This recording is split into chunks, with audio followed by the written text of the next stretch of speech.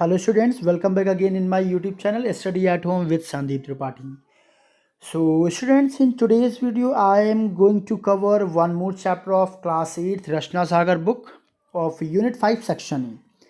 And students, in today's video I will cover a chapter which is The Lady or the Tiger.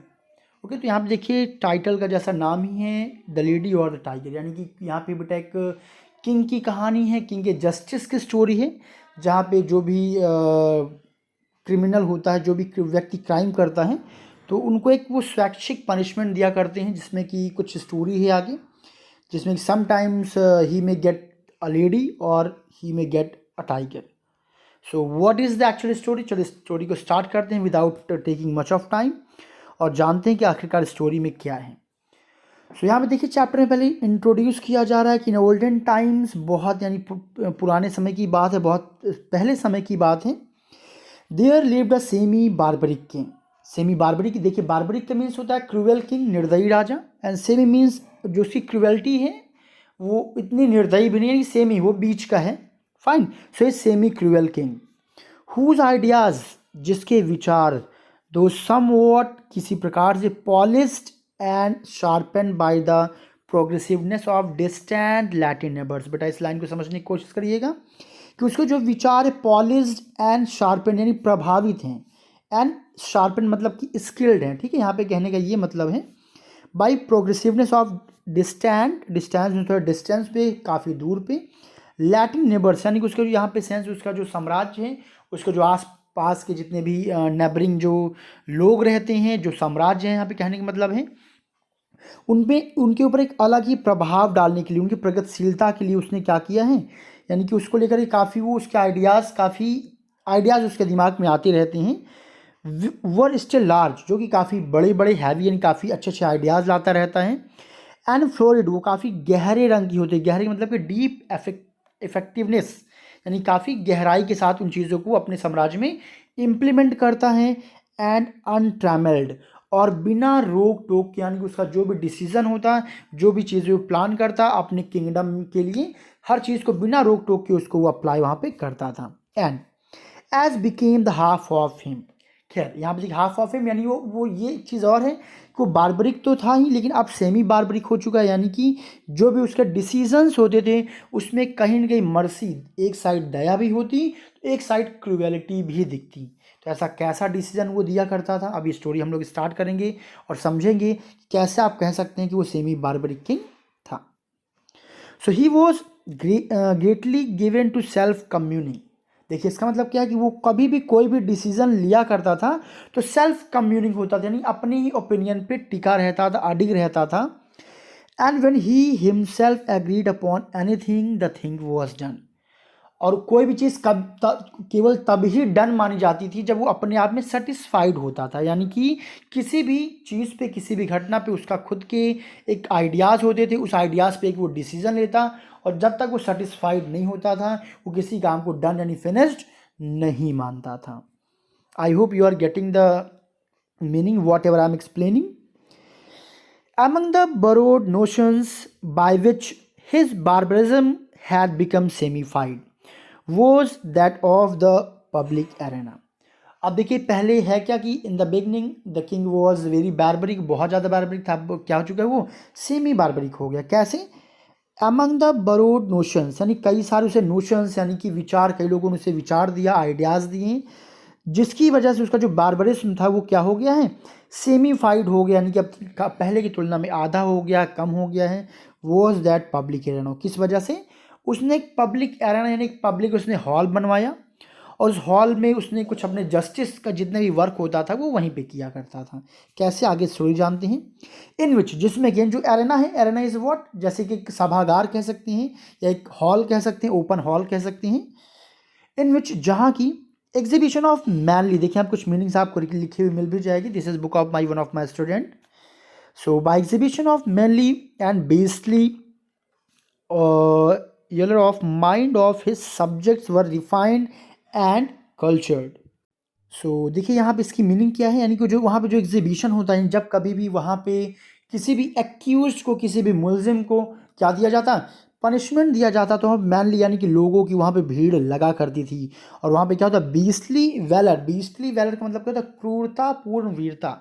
कहने का मतलब क्या है, एक साइड तो उसे आपको क्रूवेलनेस भी दिखेगी, एक साइड वो वीरता का उसमें घटना भी होगी। The mind of his subject, और ये जो उसका जस्टिस करने का जो आइडिया था, ये उसके दिमाग की एक उपज थी, उसके दिमाग से निकली हुई एक विचार था। वर रिफाइंड एंड कल्चर, जो कि रिफाइंड किया गया, थोड़ा सा चेंज किया गया था, एंड कल्चर्ड यानी कि एक लहजे में ढाला गया था। तो उस हॉल में लोग इकट्ठा होते, एक बहुत क्रूरतापूर्ण वीरता से भरा वो कोई वहाँ पे घटने को अंजाम दिया जाता था। क्या होगा अभी जैसे जैसे हम कहानी में आगे बढ़ेंगे बेटा, आपको चीज़ें और थोड़ी सी क्लियर होना स्टार्ट हो जाएंगी। So don't be confuse in the beginning. आगे चलते हैं। अब यहाँ पे कहानी बताई जा रही कि उस एरेना में होता क्या था।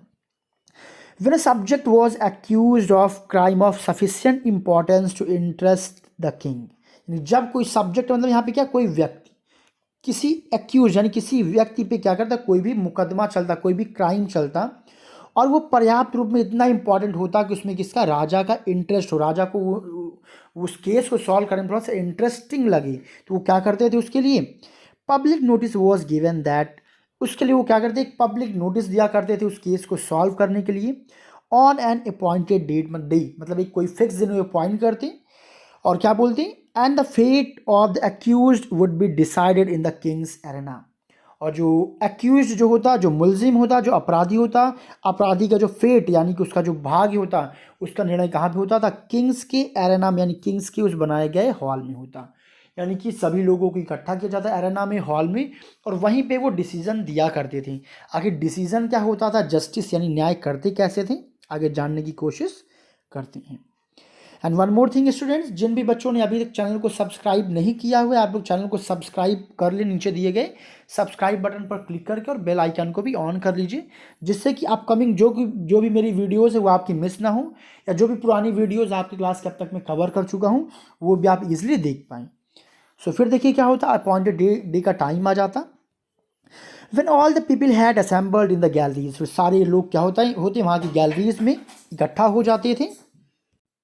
एंड द किंग, और राजा भी, सराउंडेड बाई हिज कोर्ट, यानी उसके जो कोर्ट के मेंबर्स होते हैं उन लोगों के साथ वहाँ पे इकट्ठा हो जाते हैं। Sat high up in his throne of royal state, अपने रॉयल स्टेट के थ्रोन राजगद्दी पे वो विराजमान हो जाते हैं।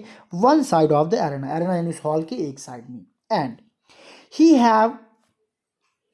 ही गेव अ सिग्नल, देखिए इसके बाद वो क्या करते, एक सिग्नल दिया करते थे, किसके लिए, अ डोर बीनीथ हिम ओपन, जहाँ पे वो बैठे होते थे ठीक उनके एक नीचे एक दरवाजा होता था, वो क्या था, ओपन, खुलता था। And the accused subject stepped out into the amphi theatre, और उस हॉल में, उस ओपन एरिया में जो अक्यूज्ड व्यक्ति होता यानी कि जो अपराधी होता था वो वहाँ से निकलता था। यानी पहला इशारा वो करते किसी गेट को खोलने के लिए, जो गेट ठीक उनके नीचे बना हुआ होता था, और जैसे ही वो गेट ओपन होता वहाँ से एक अक्यूज्ड अपराधी निकल के आता था। फिर क्या होता, डायरेक्टली अपोजिट हिम, और ठीक उनके सामने क्या होता, on the other side of enclose space, जो सामने जो एरिया होता है वहाँ पर वर टू डोर्स, वहाँ पर दो दरवाजे थे, exactly alike and side by side, और वो दोनों दरवाजे बिल्कुल एक जैसे और एक दूसरे के साइड बाई साइड, एक दूसरे के अगल बगल थे। And it was the duty, और ये कर्तव्य होता द। So in this way the explanation of this page has been finished students. Let's open the next page and try to understand the meaning of remaining story. So now we are on the next page students, and it is saying that so it was the duty and the privilege. So ये duty होती थी and privilege एकाधिकार होता था of the person on trial. So जो trial चल रहा है, जो सुनवाई चल रही है उस व्यक्ति की, to walk directly, कि वो सीधे वॉक करके वहाँ जाए, टू दीज डोर्स, जो दरवाजे सामने में थे, and open one of them, और उनमें से किसी एक गेट को खोल सकता था। यानी कि अभी मैंने बताया कि एक जो डोर होता था वो किंग के नीचे होता था, वहाँ से उस एक्यूज्ड व्यक्ति को निकाला जाता था, यानी निकलता था वो, और उसके सामने दो दरवाजे होते थे, यानी एक प्रकार से कहा जाए कि दो ऑप्शंस होते थे, और उन दोनों गेट में से किसी एक डोर को उसे ओपन करना होता था। अब देखते हैं कि आखिर उन दोनों डोर में से क्या सीन, क्यों ऐसा सिस्टम बनाया गया है। So he could open either door he pleased, और यहाँ पे उसको इस चीज़ की फ्रीडम रहती थी उस एक्यूज्ड व्यक्ति को कि उन दोनों दरवाजों में से वो किसी भी एक दरवाजे को खोल सकता था। It will depend on him, he was subjected to no guidance और इन्फ्लुएंस, और इसके लिए उसे किसी प्रकार की गाइडेंस नहीं दिया जाता था, इन्फ्लुएंस या किसी प्रकार का इशारा या किसी प्रकार की गाइडेंस नहीं मिलती थी, यानी कि कोई आइडिया नहीं रहता था कि किस गेट के अंदर क्या है। ओके, चलिए आगे देखते हैं क्या है स्टोरी में। If he open the one, अगर वो पहले दरवाजे को खोलता है, there came out of it hungry tiger, यानी कि अगर वो एक ऐसे दरवाजे को, यानी कि पहले दरवाजे को खोलता है, यानी कि एक दरवाजे के अंदर कौन होता था, एक भूखे टाइगर को बंद करके रखा जाता था। यानी आप समझ ही गए होंगे, अगर वो उस दरवाजे को खोलता है जिसके अंदर टाइगर है, तो इसका उस एक्यूज व्यक्ति का क्या होगा कि उसके ऊपर वो टाइगर हमला करेगा और उसको खा जाएगा। The fiercest and the most cruel could be procured, उसमें से जो बहुत ही खतरनाक, बहुत ही क्रूएल टाइगर जो है निकलता, विच इमिडिएटली स्प्रैंग अपॉन हिम, जो कि तुरंत उसके ऊपर, यानी कि उस अपराधी के ऊपर धावा बोल देता, हमला कर देता। And tore him into pieces, और उसे क्या करता, टुकड़ों में बांट देता, यानी कि उसे चीड़ फाड़ करके खा जाता था tiger, as a punishment of for his guilt, और किसके फॉर्म में, वो उसका एक पनिशमेंट होता है उसे गिल्ट, उसके अपराध के लिए, यानी कि इस तौर पे माना जाता कि वो क्या एक अपराधी है, यानी कि एक ऐसा सिस्टम बनाया गया था कि ऐसा मान लिया जाता कि उसने डेफिनेटली गलत किया था, अपराध किया था, इसलिए उसने ऐसा गेट खोला जिसके अंदर कौन था, टाइगर था। अब खैर अगले गेट की तरफ चलते हैं। The moment the case of the criminal was दस डिसाइडेड, इस तरह से उस क्रिमिनल का केस डिसाइड कर लिया जाता था। And dolefully iron bells, और बहुत उदासी पूर्ण बेल जो है क्या होते हैं, वर्क क्लैंग्ड, बजने लगते हैं, उदासी से भरे हुए।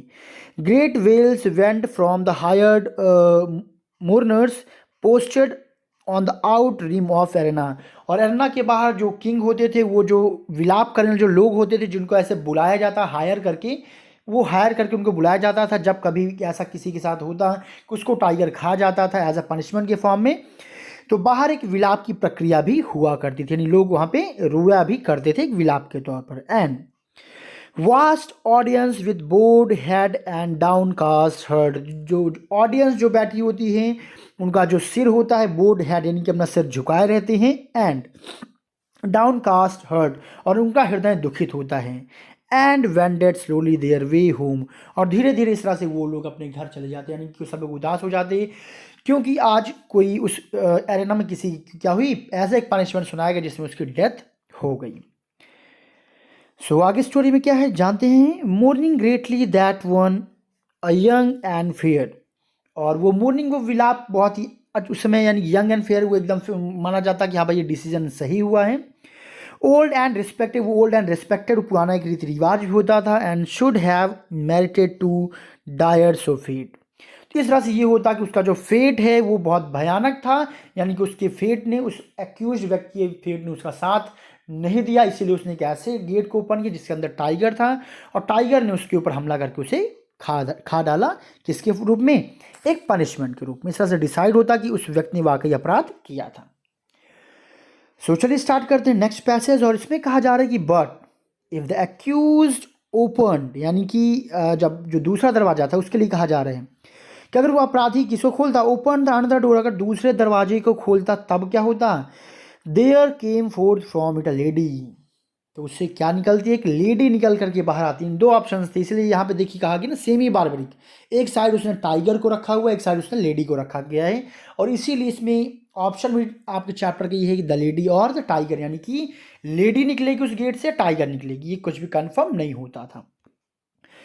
फिर देखिए वो लेडी होती कैसी थी, the most suitable to his years, यानी कि जो भी अपराधी होता उसके एज के अनुसार होती थी, जो उसके एज के अनुसार फिट बैठे। And station that his majesty could select among his fair subject, और जो वहाँ पे जो लोग होते थे उसके, यानी कास्ट के अनुसार, उसके चीज़ों के अनुसार, उस सब्जेक्ट, उस व्यक्ति के अनुसार जो है उसको चुना जाता था, यानी उसको फिट बैठे। And to this lady he was immediately married, और देखिए यहाँ पे एक प्रकार से ये तो सिस्टम था कि, और इसके बाद फिर क्या होता कि उस व्यक्ति को उस लेडी से विवाह करना होता था उसी दौरान, तुरंत के तुरंत, as a reward of his innocence, और ये क्या होता है उसके इनोसेंस के, यानी कि अपराधी नहीं है, बेकसूर है, इसके इनाम के तौर पर उसको ये गिफ्ट मिलता कि उसे उस महिला से शादी करनी पड़ती। और सबसे बड़ी चीज़ देखिए यहाँ पे एक सिस्टम क्या रहता था कि भाई जिसकी शादी नहीं हुई है उसकी शादी हो जाए तब तो बहुत बढ़िया बात है, लेकिन अगर कभी कभी सिचुएशन ये बन जाती थी कि हो सकता है जो अपराधी वहाँ पर है उसकी शादी ऑलरेडी हुई हो, बट ये मैटर नहीं करता था। अगर उसमें लेडी वाला गेट वो ओपन करता है तो it mattered not that might already possess a wife और फैमिली। ये मैटर ही नहीं करता था कि उस व्यक्ति की पहले से एक वाइफ है या फैमिली है। अगर ऐसा है तब भी उसे उस लेडी से विवाह करना ही पड़ता। Another door open beneath the king.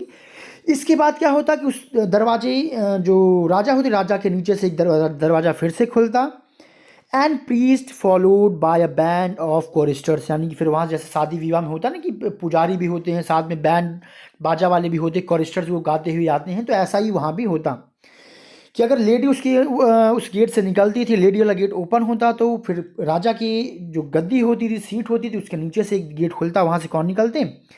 पुजारी निकलते थे अपने कोरिस्टर्स बैंड बाजा के साथ। डांसिंग मैडन्स, वहाँ पे डांस करती हुई औरतें भी हुआ करती थी। Advance with a pair of stood, सब पेयर में जो है खड़े होकर के परफॉर्मेंस करती थी। एंड साइड बाय साइड, यानी कि उन दोनों लड़के और लड़कियों को, यानी जो एक्यूज व्यक्ति होता था, जो लेडी होती थी, उनको दोनों को साइड बाय साइड खड़ा कर दिया जाता। And the wedding was promptly and cheerly solemnised. और इस तरह से बहुत ही खुशी के साथ, एग्रेशन के साथ उस सेरेमनी को जो है खुशी के साथ जो है वहाँ पे हेल्ड किया जाता था। Then the gay brass bells rang for their merry peals. आप देखिए क्या होता था इस बार, जो कि खुशी का माहौल था, तो इस बार जो बेल्स बजती कैसे थी, गे ब्रास यानी कि प्रसन्नता से भरी हुई जो है बेल्स को बजाया जाता था। The people shouted glad hurrahs, और सब लोग खुशी से हुर्रा का साउंड निकालते। एंड द इनोसेंट मैन, वो इनोसेंट मैन भी क्योंकि उसका जीवन बच चुका होता था। And preceded by children string flowers on his path led his bride to his home. और इस तरह जो बच्चे होते थे वो रास्तों में फूल बिछा दे जाते थे, किसके? जो ब्राइड होती थी उसके रास्ते पे, उसके घर ले जाने के लिए। तो देखिए यहाँ पे दो सिस्टम हमने देखा, इसी वजह से इस चैप्टर का नाम ही पड़ा द लेडी और द टाइगर। फिर आगे कहानी में क्या है, चलिए अब यहाँ पे स्टार्ट करते हैं। बेसिक चीज़ आपको पता चल चुकी है। एंड आई होप स्टूडेंट्स आप लोगों को समझ में आ रहा होगा और आपने वीडियो को लाइक कर दिया होगा। बेटा आप लोग वीडियो को लाइक ज़रूर किया करें, क्योंकि जब आप लोग वीडियोस को लाइक करते हैं तो आई थॉट दैट, मुझे लगता है कि आप लोग मेरी वीडियोस को अप्रिसिएट कर रहे हैं, समझ में आ रहा है, आपके लिए यूज़फुल भी है। ठीक है, और चलिए आगे कंटिन्यू करते हैं। तो और एक चीज़ और, at the end of this story जिन भी बच्चों को नोट्स चाहिए होगा तो आप लोग मेरे मोबाइल नंबर, जो कि मेरा व्हाट्सअप नंबर, उस पर मुझे आप व्हाट्सअप कर सकते हैं, जो कि 8506 890 868। इस पर मैसेज कर दीजिए कि आपको नोट्स की रिक्वायरमेंट है, और एक छोटा सा अमाउंट आप पे करके आप चैप्टर्स का या पूरी बुक का नोट्स भी प्राप्त कर सकते हैं। सो स्टार्ट करते हैं। This was a Kings semi barbaric method of administrating justice. तो देखिए ये एक सिस्टम था किंग का जो कि सेमी बार्बरिक था, यानी ना तो बहुत क्रूअल था और ना तो बहुत मतलब कि अच्छा भी था, यानी कि दोनों बीच का था। एक साइड मर्सी, दया भी थी, तो एक साइड उसके क्रुएल्टी का एग्जाम्पल भी होता था। इस तरह से वो कोई भी जस्टिस, न्याय किया करता था।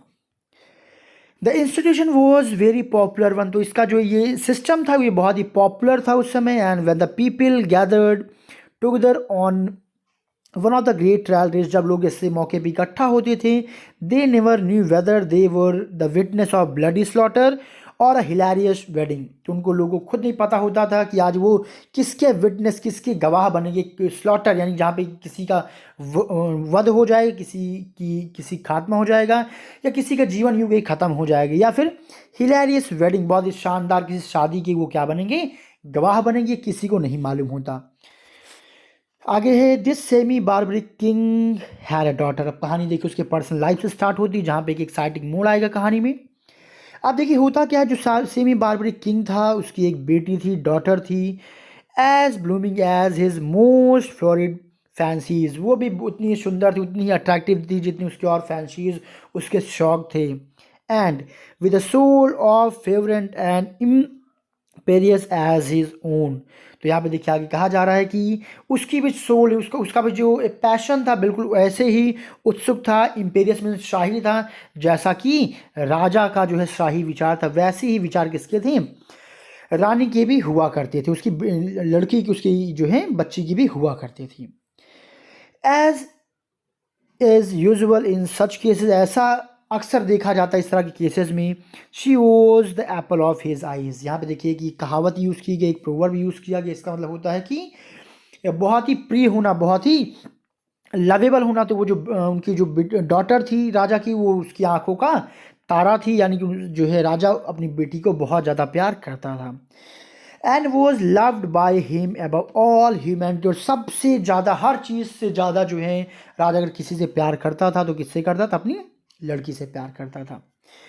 अमंग हिज कट्रीज, उनके जो दरबार के लोग थे, वॉज अ यंग मैन, वहाँ पे एक यंग मैन था, of that fitness of blood, यानी बहुत ही अच्छे हट्टे कट्टे जो है पर्सनालिटी के एक व्यक्ति था। एंड लोनेस ऑफ स्टेशन, बट लेकिन क्या था कि उसका जो पद था वो बहुत ही नीचे तबके का व्यक्ति था, यानी कि बहुत ही उन्हीं की कोर्ट में, उन्हीं के दरबार में एक व्यक्ति रहता जो कि बहुत ही स्मार्ट, बहुत ही हैंडसम, बहुत ही हट्टा कट्टा व्यक्ति था। बस एक प्रॉब्लम थी, वो कैसा था? लोनेस ऑफ स्टेशन, यानी कि बहुत ही छोटे पद पे विराजमान जो है वो एक बहुत ही, यानी कि नीचे तबके का एक व्यक्ति था, बहुत ही यानी पुअर टाइप, आप कह सकते, बहुत ही पुअर जो है वो था, बहुत ही गरीब था। सो कॉमन टू, सो यहाँ सब लोग हम शिफ्ट करेंगे नेक्स्ट पेज पे और देखेंगे कि स्टोरी में क्या है। So let's open the next page and try to understand the remaining story. So now we are on the next page, and students, again I will appeal from you all to kindly share this video as much as you all can. अपने सारे classmates का भी ये video ज़रूर share करिएगा. सो देखिए last page पे हमने एक वर्ड पढ़ा था कॉमन टू. हाँ, तो बेसिकली जो कि ऐसा अक्सर हुआ करता था कि conventional heroes of romance who love royal maidens, तो वो जो व्यक्ति था वो प्यार करता था किससे? वो जो राजा की जो लड़की थी वो उस लड़की से, उसकी डॉटर से वो जो है व्यक्ति प्यार करता है. They were in love. This love affair moved on happily for many months, और जो राजकुमारी थी और वो जो लड़का था उन दोनों का जो प्यार था कई महीनों तक चलता रहा. Until one day the king happen to discover its existence, तब तक जब तक कि राजा को इसके बारे में भनक नहीं पड़ गई, यानी कि एक दिन राजा को इसके बारे में खबर लग जाती है. And he did not hesitate, बिल्कुल भी हेजिटेट नहीं होता है, नॉर वेवर, ना तो बिल्कुल कांपता है, in regard in his duty in premises, तो उसके जो कर्तव्य होता है राजा की भांति उसके लिए बिल्कुल भी हेजिटेट नहीं होता, यानी कि जैसे उसे पता चलता है कि ये गलत है वो तुरंत क्या करता है. The youth was immediately cast in to prison, उस यूथ को, उस यंग व्यक्ति को सीधा कहाँ डलवा देता है राजा? जेल में डलवा देता है. And a day was appointed for his trial in the king's arena, और देखिए फिर से वही कहानी होती है कि फिर से एक डे पॉइंट किया जाता है किसके? राजा के उस एरेना में, इस हॉल में, और आप समझ चुके होंगे वहाँ पे अब क्या होगा उस यूथ के साथ, कि उसको भी वही ऑप्शन दिया जाएगा. बाकी अब देखते हैं आगे कहानी में क्या है. So this of course was an specially important occasion, और ये डेफिनेटली एक बहुत ही महत्वपूर्ण ओकेजन था. एंड हिज मैजेस्टी, और उसके मैजेस्टी के लिए, उसके मतलब उसके खुद के लिए, as well as all the people, और सब लोगों के लिए बहुत ही इंपॉर्टेंट डिसीजन था, क्योंकि आज जो डिसीजन राजा को देना है कहीं कि उसमें उसकी बेटी का मैटर भी इन्वॉल्व था. सो वर ग्रेटली इंटरेस्टेड इन प्रोसीडिंग्स, तो ये जो प्रोसीडिंग होने वाली थी आज का, जो उस दिन का जो ये प्रोसीडिंग जो होना था, जो केस की सुनवाई होनी थी, ये बहुत ही इंटरेस्टिंग होने वाली थी. डेवलपमेंट ऑफ हिज ट्रायल, ये जो सुनवाई थी इसका, इसमें जो प्रोग्रेसिव सिस्टम होगा, सब लोग बहुत ही क्यूरियस होंगे जैसे जैसे ये समीप आ रहा था कि आखिर उस दिन क्या होगा. Never before had such a case awkward, क्योंकि इस तरह का केस इसके पहले कभी भी ऑकर्ड नहीं हुआ था कि राजा की बेटी का ही केस जो है ट्रायल होना है. Before had a subject dare to love a daughter of the king, क्योंकि पहले अभी कभी ऐसा नहीं हुआ था कि किसी व्यक्ति ने राजा की डॉटर को प्यार करने का दुस्साहस किया हो. So let's see what will be the next. The tiger cage of the kingdom was searched for the most savage and relentless beast. अब राजा ने अपने राज्य में सबसे खतरनाक और क्रूर बीस्ट जानवर को तलाश करने के लोगों को भेज दिया गया. And from which fiercest monster might be selected for arena, जिससे कि एरेना के लिए सबसे खतरनाक जानवर को तलाशा जा सके. इसके बाद देखिए क्या होता है. And rank for maiden youth, किसके लिए? उस मेडन यूथ के लिए, अविवाहित यूथ के लिए. And beauty through out the land were carefully served and competent जजेस, तो कई, और इसके साथ ही साथ एक सिस्टम देखिए और था उनके राज्य में कि उस व्यक्ति के लिए जिसको केस की सुनवाई होती थी उसके लिए एक लेडी की तलाश भी होती थी. तो इसके लिए जज, जो राजा थे, उन्होंने एक जज की पूरी एक टीम इकट्ठा की और उन्होंने बोला कि जो भी हमारा जो साम्राज्य है वहाँ में जो सबसे सुंदर लेडी हो आप उसको सर्च करके ले आइए, in order that young man might have fitting bride, जिससे कि उस यंग व्यक्ति के लिए वो एक ब्राइड के फॉर्म में, एक दुल्हन के फॉर्म में एकदम फिट बैठे. In case fate did not determine for him different destiny, तो अब देखिए क्या होता है, अगर उसका इस सब फेट इन सौभाग्य ने अगर कुछ अलग डिटरमाइन किया तो उसकी डेस्टिनी, उसका जो लक होगा कुछ और होगा। तो यानी देखना था कि आखिर उसका लक उसका साथ देती है कि नहीं देती है। फिर देखिए क्या होता है। द अपॉइंटेड डे अराइव, वो इम्पॉर्टेंट डे आ जाता है। And from far and near the people gathered, दूर दूर से लोग जो हैं, हर जगह से लोग वहाँ पे इकट्ठे हो जाते हैं। And Thrones the great gallery of the arena, जो एरेना की जो गैलरी थी उस हॉल की, वहाँ सब लोग भर जाते हैं। क्राउडेड, बहुत सारा वहाँ भीड़ इकट्ठा हो जाता है। अनेबल टू गेन अटेंशन, जिन लोगों को अटेंशन नहीं मिल पा रहे थे, नहीं जो लोग देख नहीं पा रहे थे। Match themselves against its outside wall, जो बाहर की वॉल थी वो उसके ऊपर खड़े होकर के लोग वहाँ का नज़ारा देखना चाह रहे थे। सब लोग बहुत एक्साइटेड थे कि आज आखिर क्या होगा। The king and his court were in their places, राजा और उसकी जो कोर्ट थी वो अपनी जगह पर पहुंच जाते हैं। Opposite in the two doors, उन दो दरवाजों के सामने। Those fateful portals so terrible in their similarity, जहाँ पे दो भाग्यपूर्ण चीज़ें रखी गई जिसमें से एक खतरनाक है तो एक क्या है, बहुत ही मर्सी से फुल है। सो देखिए आखिरकार क्या होगा, let's try to know. All was ready, सब कुछ रेडी हो चुका होता है। द सिग्नल वॉज गिवन, राजा ने सिग्नल दिया, जैसे पहला होता है कि अक्यूज व्यक्ति को मैदान में लाया जाता है। The door beneath the royal party open, जो डोर होता है, दरवाजा होता है नीचे, वो खुलता है। And the lover of princess walked into the arena, और जो प्रिंसेस राजकुमारी के जो लवर होता है, प्रेमी होता है, वो एरेना में आता है।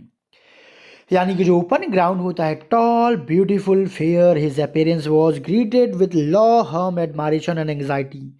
तो जैसे वो व्यक्ति आता है, जो भीड़ थी जब उस व्यक्ति को देखती वो जो व्यक्ति था कैसा था, काफ़ी लंबा था, बहुत ही सुंदर और बहुत ही अच्छा, यानी बहुत ही स्मार्ट दिख रहा था। और जब लोगों ने उसकी सुंदरता को देखा तो सब लोग उसकी सुंदरता की तारीफ करने लगते। साथ ही साथ क्या थे वो, एंग्जाइटी यानी कि चिंता से भरे भी थे कि बताओ इतना सुंदर लड़का है।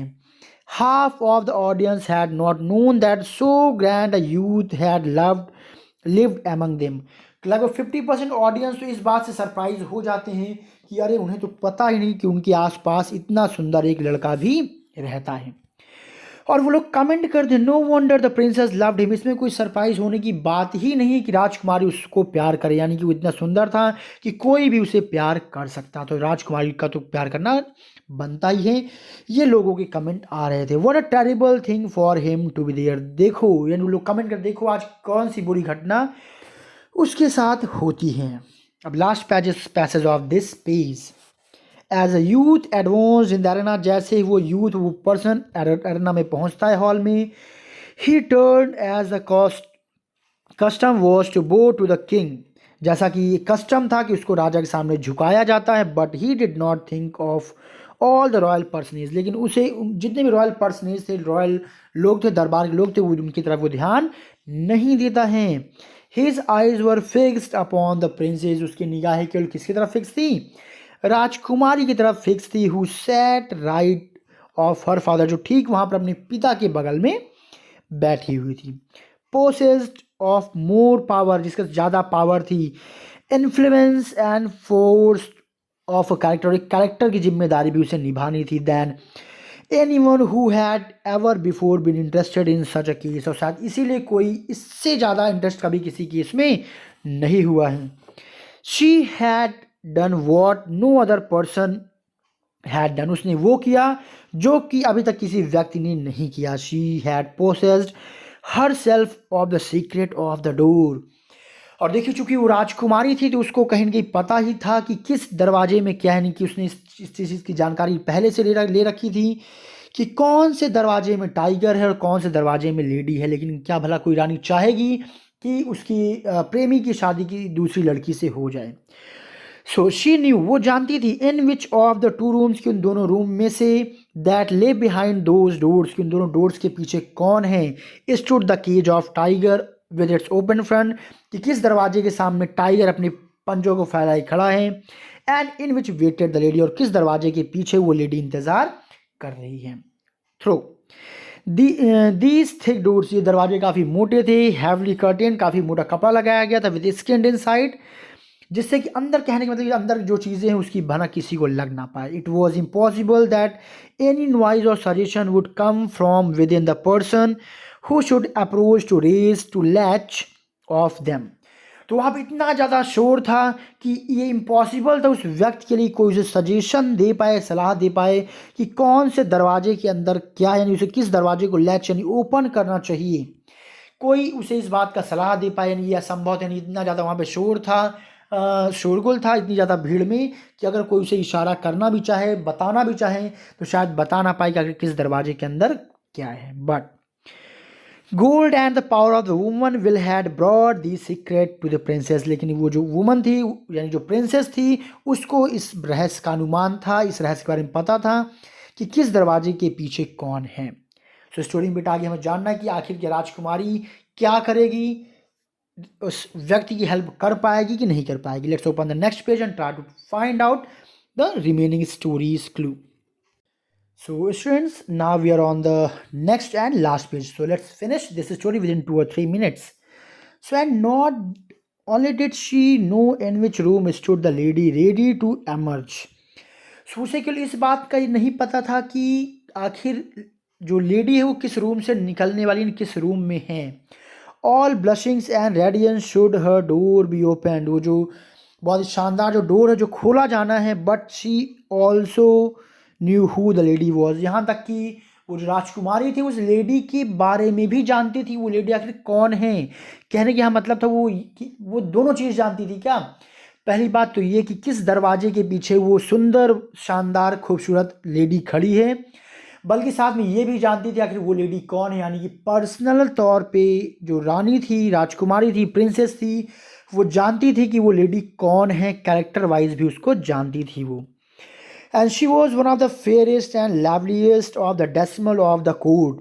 वो कहती वो बहुत एक सुंदर, सुशील और प्यारी क्या थी, डेसिमल एक कन्या थी उस कोर्ट की, मतलब लोगों में से. Who had been selected as a reward of accused youth. जो रिवार्ड के तौर पे उस अपराधी व्यक्ति के लिए क्या किया गया था, उनको चूज किया गया था. यानी कि रानी को ये पता था कि वो लड़की वाकई बहुत सुंदर भी है जो उस डोर के पीछे है. Now should he be proved innocent for the crime of aspiring to one so far above him. तो सोचते क्या वो जो व्यक्ति है वो इनोसेंट प्रूफ होगा जो क्राइम उसके ऊपर लगाया गया है. एंड द प्रिंसेस हेटेड हर. लेकिन प्रिंसेस फिर नफरत करेगी क्या कि अगर वो इनोसेंट निकल जाएगा तो वो जो यूथ है उस पर्सन को किससे शादी करना पड़ेगा, उस लेडी से शादी करना पड़ेगा. लेकिन क्या राजकुमारी ये पसंद करेगी, नहीं तो वही क्या. लेकिन प्रिंस को राजकुमारी इस बात से बिल्कुल नफरत करती थी कि वो बिल्कुल नहीं चाहती थी कि उस यूथ पर्सन की, उसके प्रेमी की शादी उस औरत से हो. When her lover turned, लेकिन जब उसका प्रेमी मुड़ता है, looked at her, यानी कि वो यूथ जब राजकुमारी की तरफ दिखता है, his eyes met her, उन दोनों की आंखें मिलती हैं. as she sat there, जैसा कि वो वहाँ बैठी होती है, पेलर यानी काफ़ी परेशान होती है, वाइट उसका चेहरा बिल्कुल सफ़ेद हो चुका होता है. Then any one in the vast ocean of anxious face about her. तो जितने भी वहाँ चेहरे बैठे हुए थे उस सब चेहरों को देख कर उसका चेहरा एकदम क्या हो जाता है, वाइट सा हो जाता है हेजिटेशन की वजह से. Now it was then that his quick and anxious glance asked the question. देन वो जो यूथ होता है उसकी जल्दी से और उसकी चिंता सी भरी जो निगाहें होती है वो इशारों में रानी से पूछता है कि विच, यानी कि मैं कौन सा गेट खोलूं. It was plain as her if he shouted it from where he stood. It was, ये बिल्कुल साफ साफ था कि उसने क्या किया, वहाँ शायद चिल्लाया होगा कि आखिर कौन सा गेट उसे जो है ओपन करना चाहिए. This was not instant to be lost. अब देखिए जिससे कि वो अपने जीवन को खो ना दे. अब देखिए यहाँ पे ऑलरेडी बताया कि भीड़ इतनी ज़्यादा थी कि वहाँ शोरगुल का कोई मतलब था नहीं, किसी आवाज़ को पता लगाया नहीं जा सकता. लेकिन राजकुमारी को कहीं कि आइडिया लग गया था. The question was asked in a flash. वो क्वेश्चन इतनी जल्दी पूछा गया, इतनी अचानक से पूछा गया. It must be answered in another, कि उसका उत्तर देना भी ज़रूरी था, यानी कि रानी उसका आंसर ज़रूर देगी. फिर क्या हुआ, रानी अपने आप को खुद को रोक नहीं पाती है. एंड हर राइट आर्म ले on the question parapet before her. और जो क्वेश्चन पैरापेट है उसकी जो गद्दी होती है उस पर उसका राइट हैंड क्या करता है, उठता है और कुछ इशारा वो वुमन करती है, वो प्रिंसेस करती है. शी रेज्ड हर हैंड, वो अपने हाथ को उठाती है. And made a slight and quick movement toward the right. और राइट हैंड गेट की तरफ वो क्या करती है, इशारा करती है. No one but her lover saw her. खैर उसके इस हाथ के इशारे को कोई भी नहीं देख पाता, केवल किसके, केवल उसके लवर के. यानी कि वो यूथ देख लेता है और समझ जाता है कि रानी किधर इशारा कर रही है.